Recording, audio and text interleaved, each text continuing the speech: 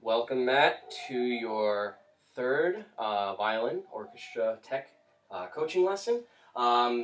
We've been making some really great progress so far with your violin playing and the basics of it. You're definitely showing some promises in the posture and proper technique, which is great. We definitely want to reinforce those things, and because eventually reinforcing the good habits and the good posture will lead to the muscle memory, and eventually that will become second nature, muscle memory when you're playing, and you don't have to worry about that. The last thing we want to do is for a bad habit to develop and have to think about that and correct it while playing music, right? We want to really solidify the basic techniques and the basic posture, so that way when you're playing, you don't have to worry whether or not you're, holding the bow straight or your left hand is correct and etc., right? So we really want those fundamentals and those foundations to be solid. And they are coming quite some way, considering you've never picked up a violin before, or in this type of string family. So to go over what we were doing last week, just to solidify, I had told you about standing up against the door and practicing, right? Let's try to do just we're going to do an open A, and an open D. We're going to do 2 half notes down and up for the D string, down and up for the A string, okay? So before we start, keep one thing in mind, make sure it's nice and parallel. We had talked about the wrist, the elbow being higher, everything being straight, the square to the valley, back up, right? Think about that. Okay, I'm not going to talk about the left hand yet. We're just going to do the bow hand, right? So let's do that together, okay? And we're going to do down and up. Let's make sure, see, it's going a little crooked, just to be aware of that. Yeah. Always do it in front of the mirror when you do open strings, right? Yeah. So there you go, good. The wood's facing towards the fingerboard, good. Elbow's nice and up, wrist is relaxed and flexible, and we're going to take a down bow and an up bow on D and A. So here we go, half notes. 1, 2, 3, 4. Sorry.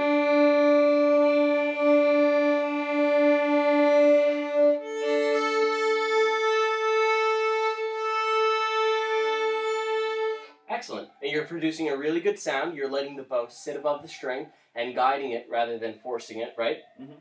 You do give it weight.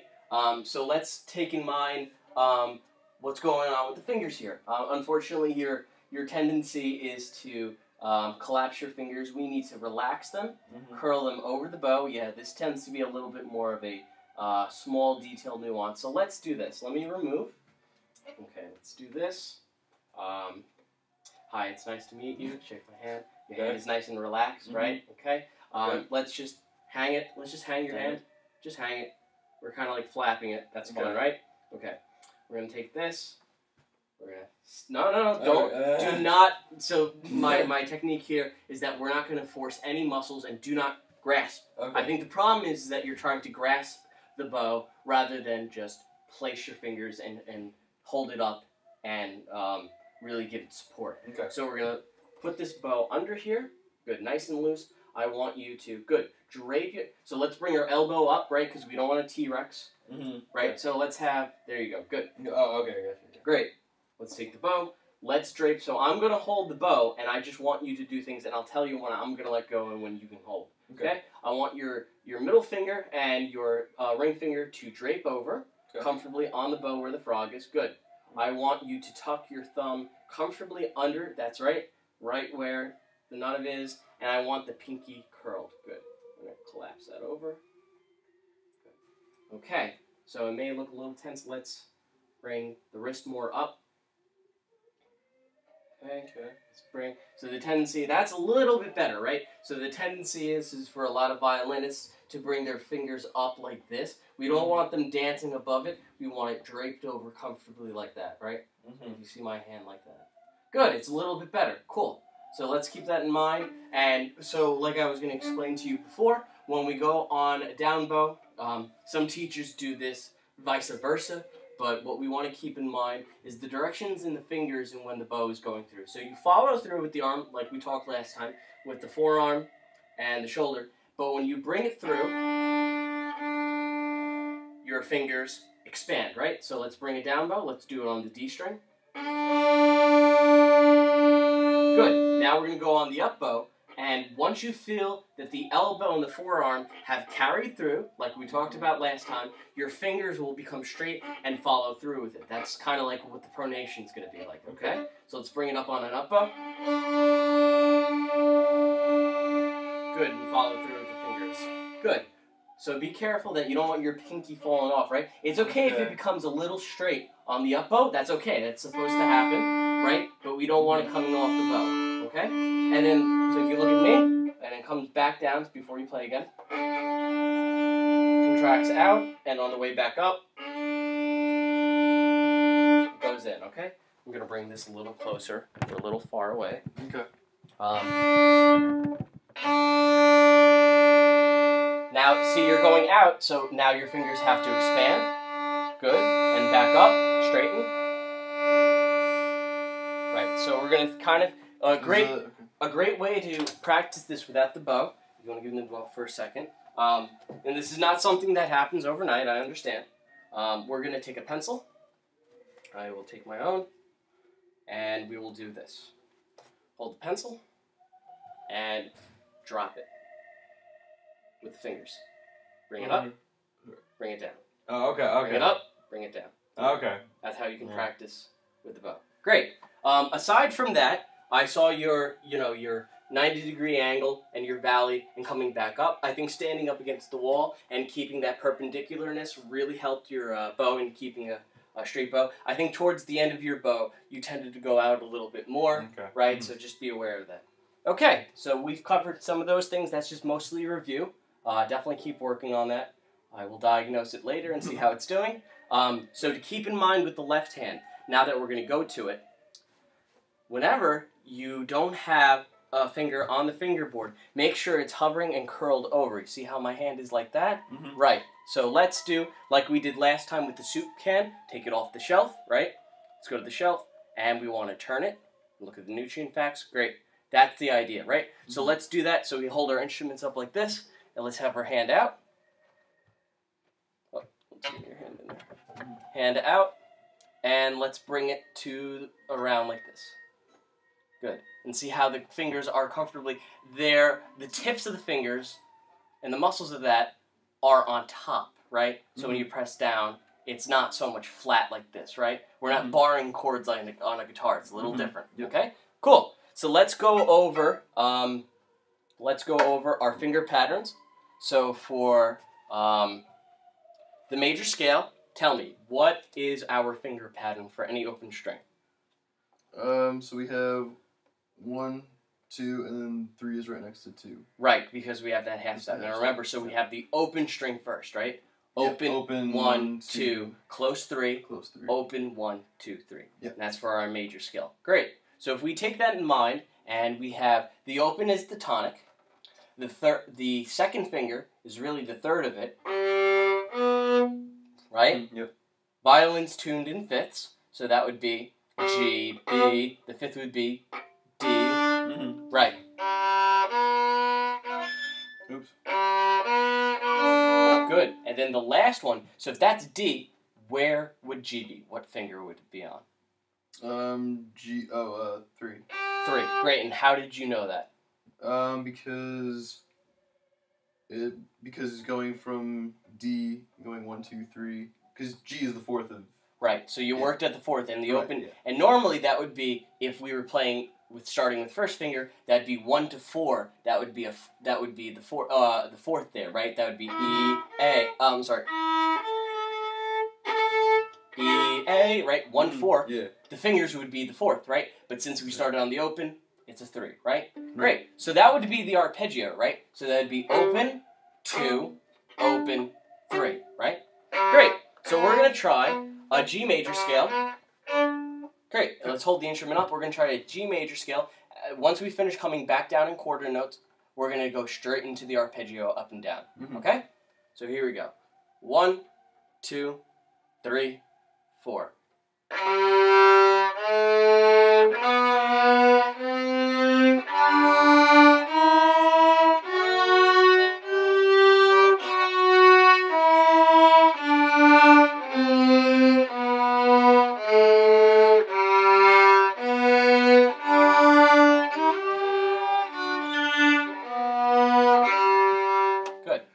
I keep my my second finger and all this the same and then switch, or should I take it off? So like one, or should I? For now, you want to keep the fingers comfortably slightly over. You don't want them going like this, right? Because that takes time to put them back down. Yeah. But eventually, once you start working into more position work, even if it's first position, that's the right idea. You want to lock fingers down so it's easier for string crossing, right? Yeah. If I'm going, well, I just went up the E major scale, and I didn't have to wait to put down my first finger for B, because it's already locked down, right? So you have the right idea, but for now, just try to keep them close. Okay. Good. So let's just review real quick the minor scale, right? What do we lower in the finger positions? The third is lowered, so the second finger is lowered. Right. Yeah. Good. And then if we were doing harmonic minor, we would have the close 2 and 3 because of the half step, and we lowered the 2 on the way back down, right? Good. And then one more thing, if we were doing melodic minor, we have D, E, F sharp, G. On the way back down becomes F, lowered 2. Lowered 2, yep. And what else do we lower? For melodic, because we raised the E, it has to become E flat, right? Yeah. And E is first finger. Now, this is a position you haven't really learned yet, but I'll introduce it just for the sake of the scale. A half position. So if you lowered the second, you also have to lower the first, right? Notice how there's a little bit of space for the first finger and where there's the open string, right? There's a little bit of space in between. That's your half position, right? Okay, yeah. Okay? That makes sense, right? Yeah. So let's do a minor scale. Ready? Starting on G? Yep. Ready? Go.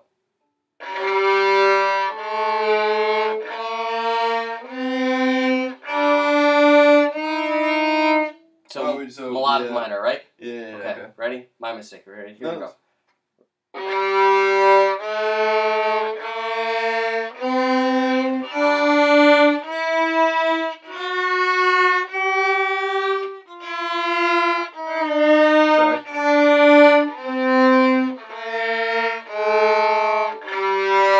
Good. Now make sure the mistake, and I'm sorry I didn't warn you, was you lowered the first finger for the E flat. Yeah. The A is still a natural, right? Yep. That would be A flat, right? Yeah. So it's just something to get used to in the geography. Fingers and brain. Right, that's okay. It's something that you're getting used to. Great. Yep. Let's do real fast. We have a lowered 2 for the third, a G minor arpeggio. Same principles apply. Ready? Yep.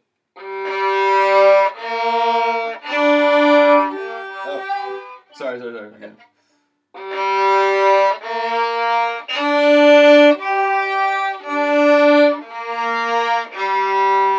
Good. So the only thing I would say is that your bow, like I said before, is tending to be a little bit crooked towards the end of the, and that's because, towards the end of the bow, that's because you're not moving the wrist further out enough. I remember we were kind of doing, you move it in, the knuckles towards you on the up bow, right, and then away from you on the on the down bow, okay? So that just requires more of. Let's try doing this on an open D. Down bow. Stretches out. Your wrist is outward. Good. On the way up, it moves towards you.